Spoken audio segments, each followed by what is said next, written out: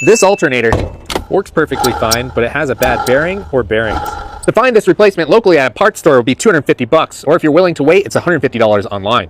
But you can fix it yourself for less than $30. Besides the bearing issue, this OEM Denso unit works just fine. In my opinion, it's better quality than any of the aftermarket replacements available today. First step is to remove the alternator nut and then pull off the pulley. In my case, it didn't take much here. Next, remove all the nuts on the rear cover of the alternator and then pop it off. Remove all 4 nuts off the alternator housing and all rectifier bolts. Then remove the terminal block and brush holder. It lifts just right out.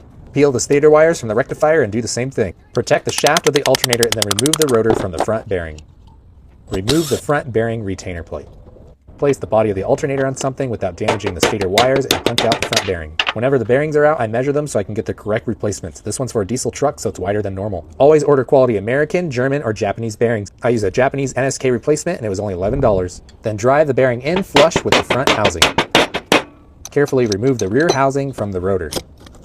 Then carefully remove the small bearing off the alternator's rotor. Be careful, this one had a little ring pressed on as well. Use Scotch-Brite to clean the slip rings. Reinstall the front bearing retainer plate, and then put the rotor back into the front housing. Protect the slip rings with some tape, then carefully install the rear small bearing. I used a Japanese Koya one and it was $7. I smeared some Loctite 660 on this press fit washer before I installed it back onto the rotor.